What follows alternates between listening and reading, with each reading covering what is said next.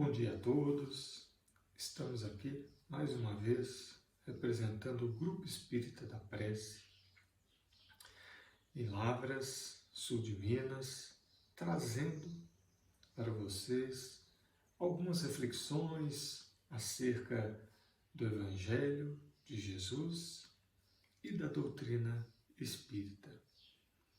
Rogamos a Deus, nosso Pai, que nos ilumine, nos conduza para que tenhamos um bom aproveitamento do que nós vamos trazer para nossas reflexões. Agradecemos a direção do Grupo Espírita da Prece, que hoje nos pediu que falássemos sobre a família universal.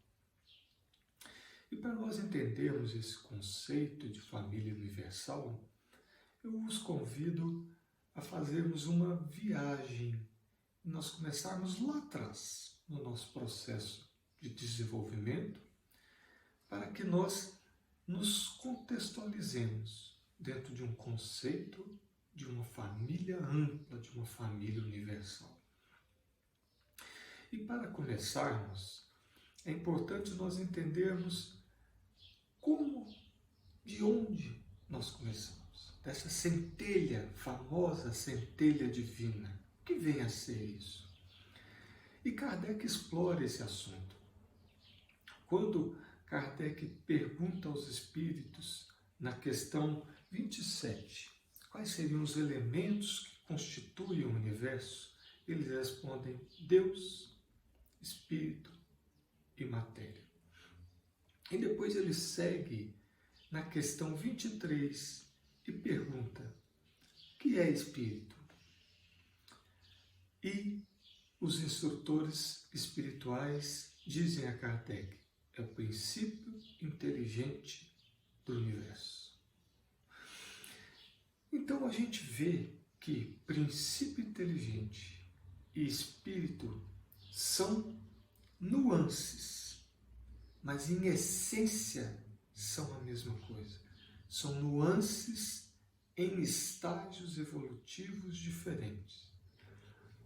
E aí a gente entende esse conceito um pouco mais à frente, quando Kardec pergunta aonde, em que lugar nós espíritos passamos ou completamos as fases iniciais do nosso crescimento. E os espíritos respondem na questão 607, que nós completamos esse processo evolutivo dentro dos reinos inferiores da criação. E aí a gente vê já na questão 604, onde há uma admirável criação de harmonia do Pai, e nós estamos entrelaçados com os reinos ditos inferiores da criação. Ou seja, nós começamos dentro dos reinos inferiores, mineral, vegetal, animal, até que chegamos no reino hominal. E nesse processo de evolução do princípio inteligente, nós vamos ganhando em complexidade, em qualidade, em desenvolvimento de formas, para que cheguemos ao reino hominal. Então daí nós precisamos tirar a lição de que é preciso proteger, cuidar desses reinos ditos inferiores. Ou seja, nós precisamos proteger a natureza, pois fazemos parte, estamos entrelaçados com ela, como os próprios Espíritos nos disseram, nessa harmonia admirável que Deus trouxe para todos nós. E seguindo um pouco mais na nossa história, chegamos no livro de Gênesis, onde, no momento da criação, Deus e seus verbos, em hebraico, Deus disse, Vaiomer, né? Deus dizia e os verbos executavam. Deus pensava e os verbos, os cristos de Deus, executavam o pensamento divino. E quando no livro de Gênesis, que é o primeiro livro lá do Antigo Testamento, Moisés nos deixou esse escrito que diz que o Adão, que depois foi transformado em Adão, nas traduções, mas em hebraico Adão, que significa o homem, não o sexo masculino, mas o ser humano, representando a humanidade. Esse Adão vem da palavra hebraica Adamá. Adamá significa aquele que veio tirado da terra, criado da terra, com origem na terra. E esse conceito lá do livro de Gênesis, nós já trazemos para cá, para entendermos que todos tivemos a mesma origem. Nós todos somos criados da terra, apesar da linguagem simbólica do livro de Gênesis, que nós precisamos interpretar, mas nós somos criados, surgidos da terra. E, com isso, não há lugar para preconceitos, para segmentações, para divisões, pois todos temos a mesma origem. E aí trazemos mais uma lição de que fazemos parte dessa grande família universal. E seguindo a nossa história, nós chegamos a Abraão. Abraão partiu de Ur, na Caldeia, com sua família, hoje perto da região onde existe Iraque, Irã. Então Abraão parte de Ur com a sua família, nos trazendo o conceito de um Deus único. E Abraão, o próprio nome já diz, significa pai de todas as nações, pai de uma multidão.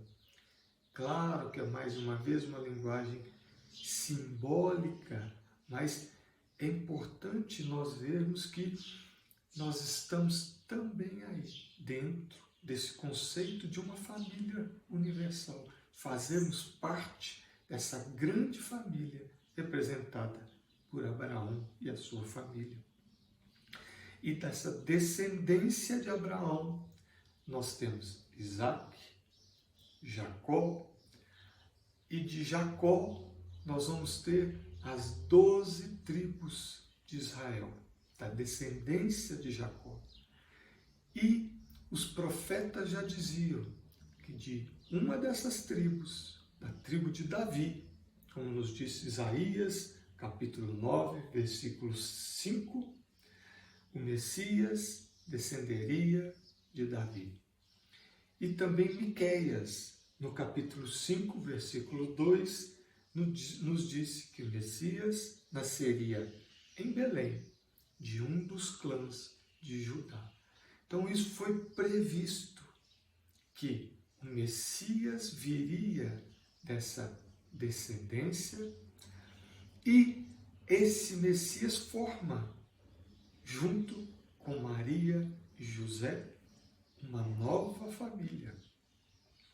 E essa família nos é um exemplo de amor irrestrito entre seus membros.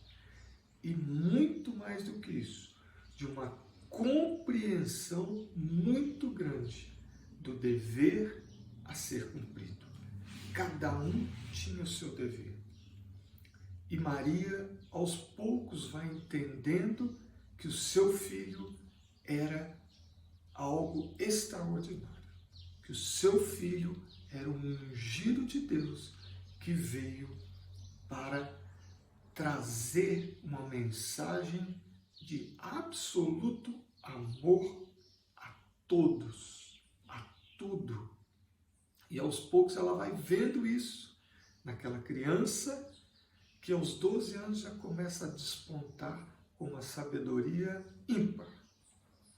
e que aos 30 anos começa realmente a sua missão e vai trazer uma mudança radical no pensamento de todos os humanos, que vai modificar a história através do seu Evangelho.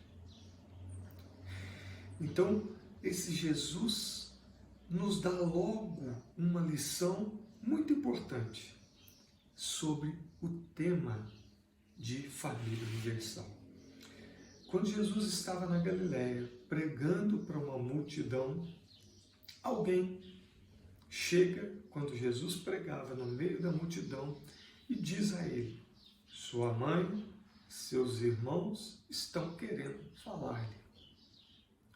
Jesus olha para todos e diz: quem é minha mãe? E quem são meus irmãos? Faz uma pergunta, mas ele mesmo já responde. Ele não perdia a oportunidade de nos trazer lições. Pois todo aquele que fizer a vontade de meu Pai que está no céu é meu irmão, irmã e mãe. Isso está em Mateus, Marcos e Lucas. E Lucas completa com mais uma frase extremamente importante. Lucas traz: são estes que ouvem e praticam a palavra de Deus. Ou seja, quando Jesus pergunta quem é minha mãe, quem são meus irmãos, Lucas já traz a resposta de Jesus: são todos aqueles que ouvem, mas mais do que ouvir, e praticam a palavra de Deus. Então aqui Jesus nos traz claramente um conceito muito amplo da grande família a qual nós pertencemos. E aqui nós podemos segmentar um pouquinho e trazermos duas situações. A primeira, nós temos uma família biológica. Essa onde nossos pais fornecem elementos genéticos para a constituição do nosso corpo físico. Mas temos também uma família espiritual. Nós temos uma grande família espiritual, com a qual temos laços dentro dessa grande família espiritual. E a nossa família terrena é formada com elementos dessa grande família espiritual. E aqui nós temos famílias que são formadas por elementos, por seres que se amam, que combinam, que têm laços de afinidade. Mas também temos muitas famílias onde há elementos que têm dificuldade, atritos, que não há essa afinidade. Portanto, a família se transforma num instrumento divino para a redenção dos seres, para que nós passemos por provas, para que nós passemos por aprendizados. Porque dentro da família temos provas a cumprir, aprendizados a realizar e erros a reparar. Então, há uma mistura dentro da família de seres que têm realmente afinidade, desde o plano espiritual, mas também de seres que têm problemas e que vão precisar lidar com esses problemas dentro do seio familiar. Então, quando Jesus traz o conceito que aqueles que ouvem e praticam a vontade de Deus, a vontade do Pai, fazem parte da minha família.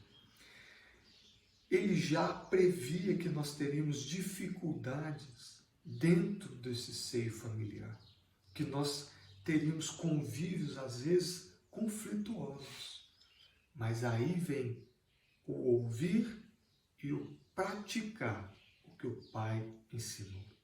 Portanto, dentro da família, é preciso que nós pratiquemos a paciência, que nós renunciemos a algumas coisas, porque renunciar é você se privar de alguma coisa para a felicidade do outro, para que o outro se sinta melhor.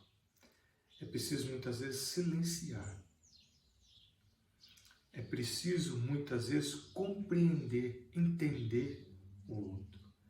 E Jesus traz esse conceito na medida em que ele fala, nós precisamos praticar o que o Pai nos trouxe. E aí nós seguimos com uma mensagem aos pais. Chegamos agora à nossa família. Viemos caminhando do princípio inteligente, passamos pela Gênese, Abraão, chegado na família de Jesus e agora chegamos na nossa família atual da Terra. Nossa família, até certo ponto, transitória. Ela dura um tempo, depois somos levados de volta ao plano espiritual, para a nossa grande família espiritual. Mas aos pais cabe educar os filhos. E aí é preciso que nós comecemos a expandir esse conceito de educar. Porque educar significa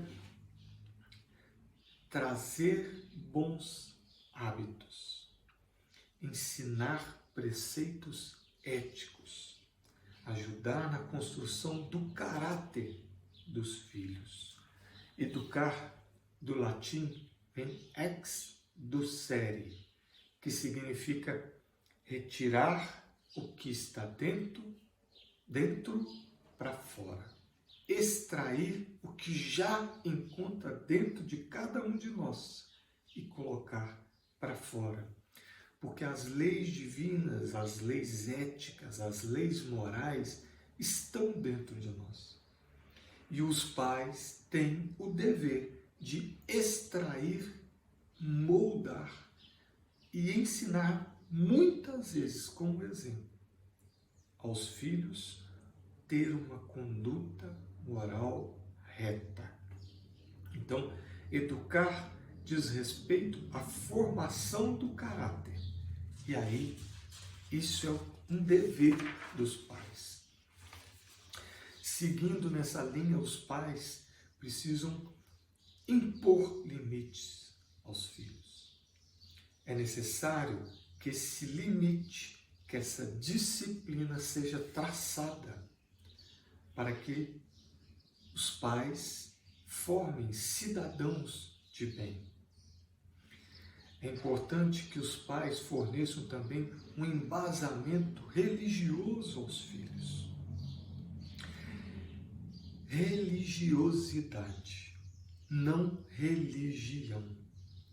Religiosidade, sim, uma ligação com o alto, com o que é divino, seja em qual religião for, ou não seja nenhuma religião, mas que se tenha um conceito de Deus, do que é divino, do que é importante enquanto ser espiritual que somos. E seguindo nessa linha, é também dever dos pais oferecer instrução aos filhos. Instrução, sim, diz respeito à escola, a iluminar a mente com conhecimento técnico. Ou seja, educar é formação de caráter, formação ética. Instruir é oferecer a oportunidade de um conhecimento técnico. E o grau de instrução vai depender muito da dedicação dos filhos que estão sob a tutela dos pais. Porque os pais foram instrumentos para que os filhos renascessem. Mas os filhos são filhos de Deus. Eles não são dos pais. pais são instrumentos. E aí chegamos aos filhos. Os filhos precisam ter, acima de tudo, gratidão aos pais. Esse é o sentimento. Não há lugar para cobrança, para crítica, para me faltou isso, me faltou aquilo, eu sofri por isso, eu sofri por aquilo, eu culpo o pai por isso ou por aquilo. Não. Filho é grato aos pais, porque os pais ofereceram o que é mais importante para nós filhos: a vida, a oportunidade de nós renascermos e com isso nós crescermos enquanto espíritos. Então os pais nos deram a vida e isso é o mais importante. Cabe aos filhos, a nós filhos, sermos gratos aos pais. Esse é o sentimento. E, seguindo nesse conceito, os filhos não têm o direito de criticar os pais ou culpar os pais. Não há isso.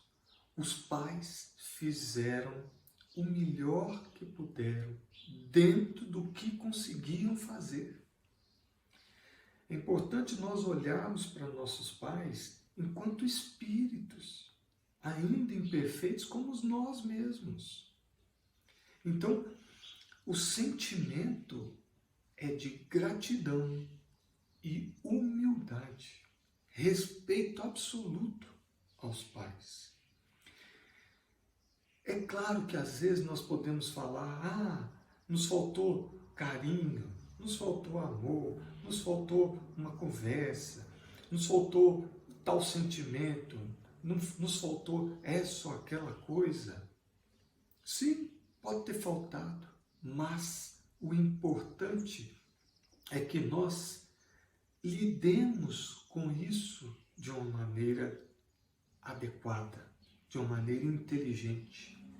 Não é o que nos faltou que vai conduzir a nossa vida, que vai nos dizer como estamos ou como somos, mas é a maneira que lidamos com isso. Se lidarmos com isso, com revolta, com ressentimento, culpando os pais, nós vamos criar um sentimento de adversidade. E aí nós começamos a quebrar o sentimento de amor que desce dos pais para os filhos. Porque os pais vieram primeiro, eles são maiores. Os filhos vieram a seguir, são menores. Isso é um conceito de constelação, de Bert Helling, que o fluxo vem dos pais para os filhos.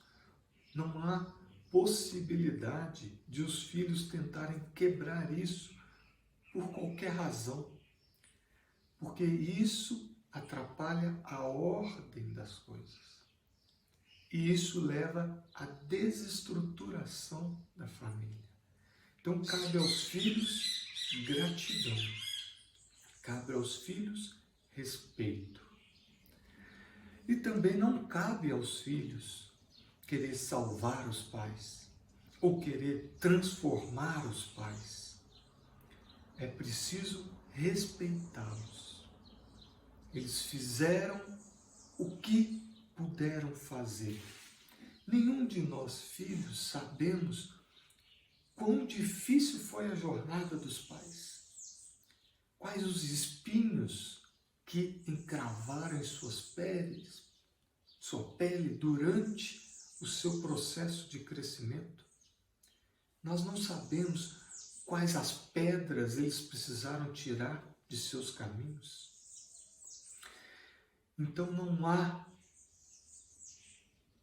espaço para julgamento, não há espaço para crítica, há espaço para entendimento. E se você entender que precisa fazer alguma coisa diferente, que faça. Que faça diferente, mas respeite o que seus pais fizeram por você, com gratidão.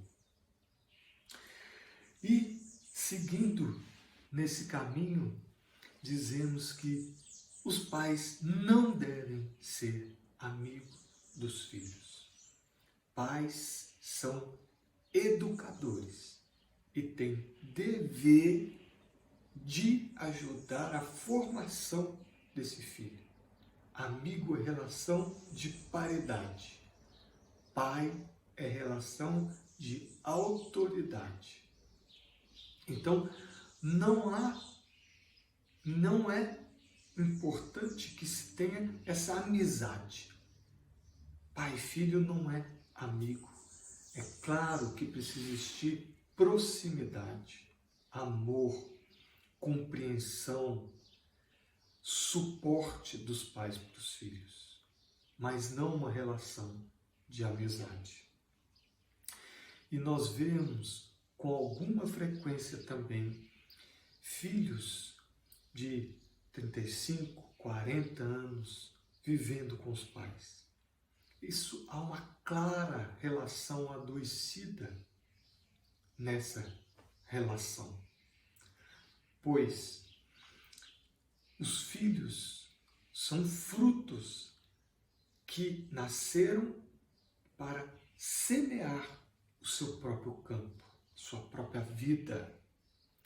E faz parte da vida dos filhos, da sua realização de vida, sair da casa dos pais e semear o seu próprio campo. Então, é importante para a construção do ser se desprender dos pais. Os pais os prepararam para viver e vencer o mundo, se desprender dos pais e ir frutificar, e ir semear novos campos.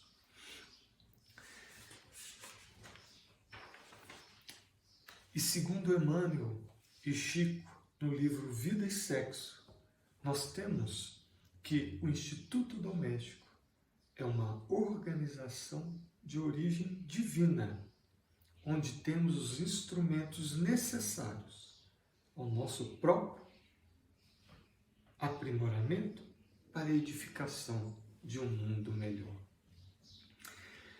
Então é na família que esses seres que estão juntos precisam se entreajudar, precisam trabalhar a partilha, precisam trabalhar esse entendimento, precisam trabalhar a fraternidade, precisam trabalhar o perdão, porque vamos errar.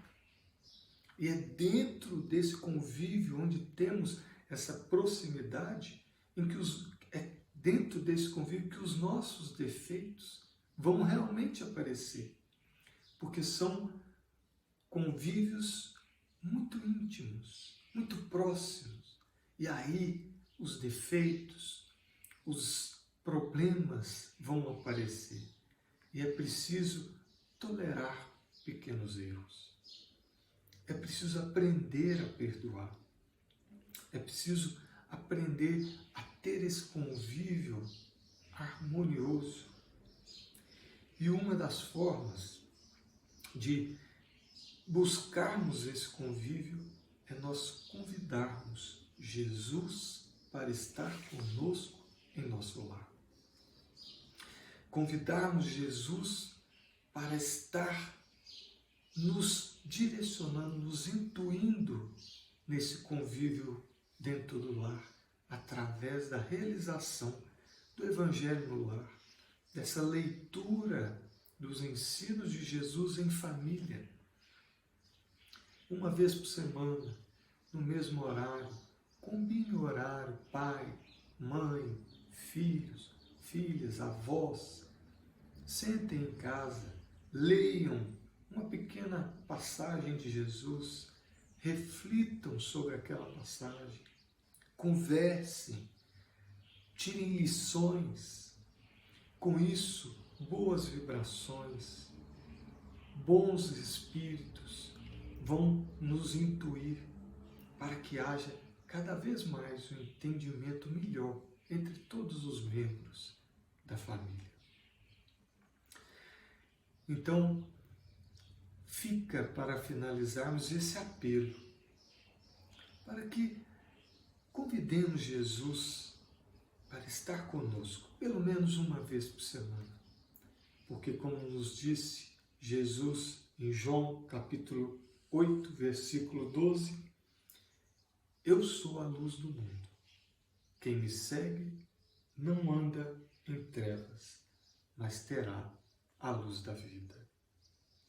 Que Jesus nos abençoe, que Jesus nos mostre o caminho de uma convivência harmoniosa com todos os que estão na nossa família, para que reparemos erro, para que conquistemos conhecimento, para que aprendamos a amar, a respeitar, a compreender, modificando o convívio, construindo essa harmonia dentro da nossa família, vamos modificar a sociedade.